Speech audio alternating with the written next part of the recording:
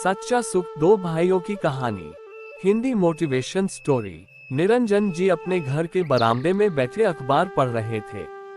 तभी उनकी पत्नी संतोष ने चाय देते हुए पूछा, संतोष, आज आप अखबार ही पढ़ते रहोगे या कोई और काम भी करोगे?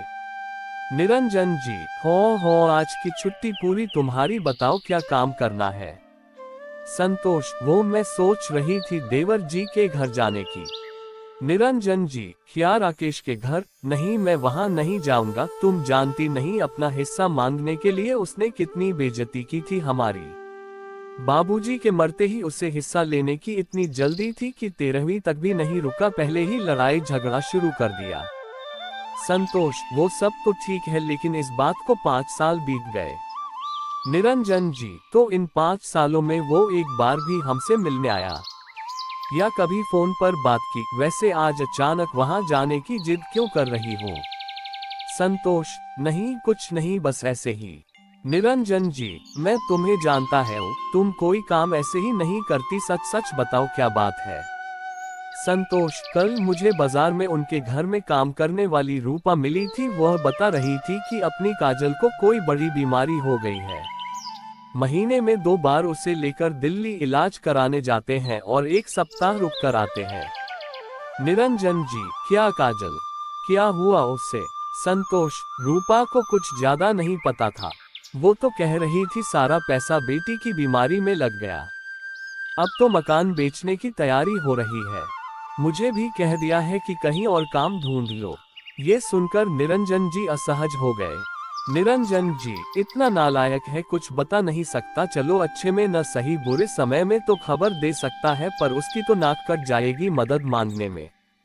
संतोष, सुनो जी, मैं तो कहती हूँ छोड़ दो पुरानी बातें, चलो एक बार मिलाते हैं।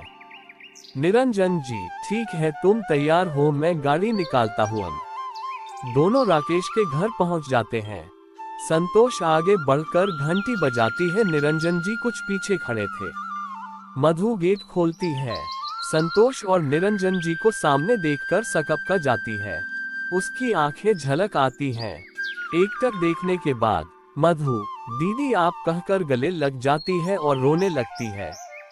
संतोष, अरे रो क्यों रही है, देख तेरे भैया भी आए हैं। मधु अपने को संभालते हुए निरंजन जी के पैर छूती है। दोनों को अंदर लेकर आती है। अंदर आते ही दोनों दंग रह जाते हैं। घर का आधे से ज्यादा सामान गायब था।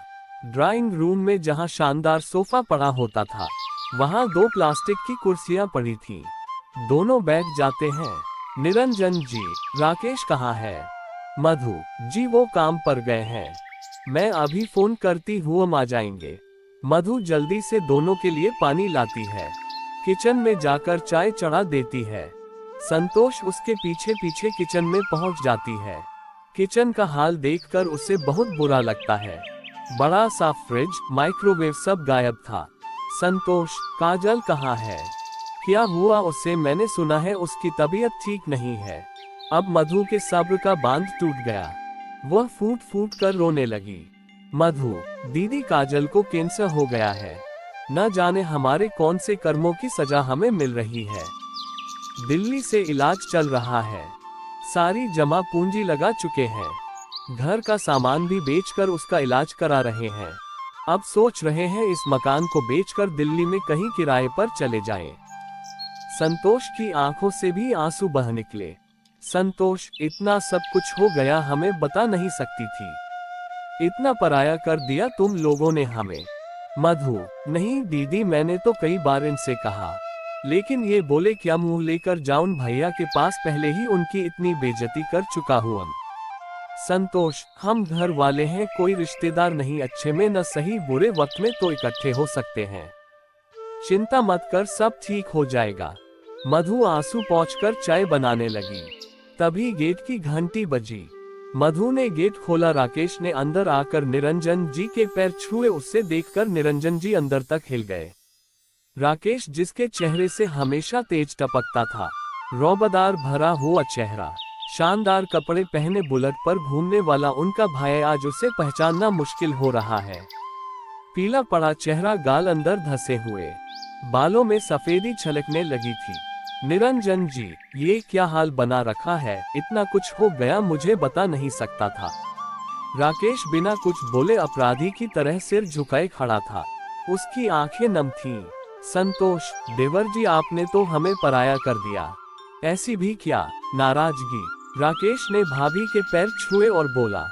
राकेश, नहीं भाभी ऐसी बात नहीं है। हिम्मत नहीं पड़ रही थी आप लोगों के सामने जाने की। जो मैंने आपके साथ किया शायद उसी की सजा मिल रही है। निरंजन जी, नालायक हमेशा उल्टी बातें ही करता है। बचपन में तो हर बात अपने भाई से शेयर करता था, आज क्या हो गया? राकेश फूट फूट कर रोने लगा और निरंजन जी के गले लग गया। निरंजन जी की भी आंखें नम हो गईं। तो दोस्तों, अगर आपको ये कहानी अच्छी लगी तो हमारे चैनल को सब्सक्राइब करें।